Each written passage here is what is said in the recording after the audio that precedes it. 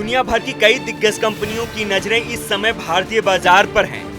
कई कंपनियां भारत में निवेश करने के लिहाज से भारत के साथ हाथ मिलाने को बेताब हैं। अभी हाल ही में पीएम नरेंद्र मोदी ने अमेरिका का दौरा किया था। दौरे के दौरान अमेरिका और भारत के बीच कई करार हुए थे। अमेरिका की कई कंपनियों ने भारत में निवेश करने की बात कही है। अमेरिकी सेमीकंडक्टर कंपनी माइक्रोन ने भी भारत के साथ करार किया है। माइक्रोन गुजरात में अपना प्लांट लगाएगी।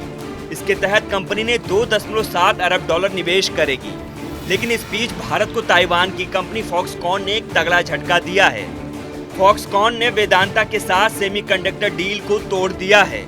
फॉक्सकॉन का कहना है कि वो वेदांता के साथ जॉइंट वेंचर से बाहर हो रही है, जिसे भारत से सेमीकंडक्टर बनाने के लिए स्थापित किया गया था।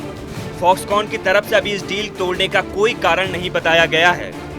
बयान में इतना जरूर कहा गया कि फॉक्सकॉन ने तय किया है कि वो वेदांता के साथ जॉइंट वेंचर पर किया गया समझौता आगे नहीं बढ़ाएगा। वेदांता के साथ मिलकर सेमीकंडक्टर प्लांट लगाने के लिए यह करार किया गया था।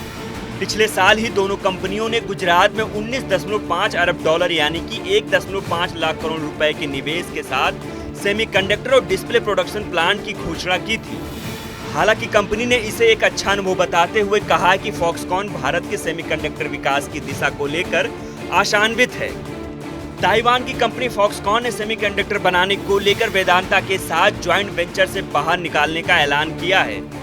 तो इसके बाद से इस मामले में आईटी राज्य मंत्री राजीव चंद्रशेखर की प्रतिक्रिया आई है। उन्होंने कहा है कि वेदांता के साथ अपने जेबी से हटने के फॉक्सकॉन के इस निर्णय का भारत के सेमीकंडक्टर फैब लक्ष्यों पर कोई असर नहीं पड़ेगा।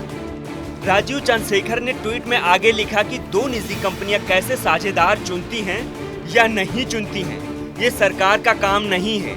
लेकिन आसान भाषा में इसका मतलब है कि अब दोनों कंपनियां भारत में स्वतंत्र रूप से सेमीकॉन और इलेक्ट्रॉनिक में उचित तकनीक साझेदारी के साथ अपनी रणनीति को आगे बढ़ा सकती हैं।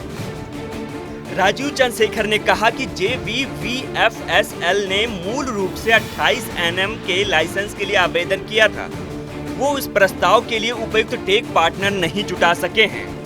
वहीं इस डील के खत्म होने पर अनिल अग्रवाल के नेतृत्व वाली वेदांता लिमिटेड की ओर से एक बयान जारी कर टिप्पणी की गई है। वेदांता के मुताबिक वो सेमीकंडक्टर प्रोजेक्ट के लिए प्रतिबद्ध हैं और भारत के पहले सेमीकंडक्टर प्रोजेक्ट के लिए अन्य पार्टनर भी ढूंढ रहे हैं। कंपनी ने जल्द ही प्रोडक्शन ग्रेड 28 nm का लाइसेंस मिलने का भी विश्वास जताया है। वहीं केंद्रीय मंत्री अश्विनी वैष्णव ने भी अपनी प्रतिक्रिया दी है। उन्होंने कहा कि फॉक्सकॉन और वेदांता दोनों कंपनियां भारत में सेमीकंडक्टर मिशन और मेक इन इंडिया कार्यक्रम के लिए प्रतिबद्ध हैं।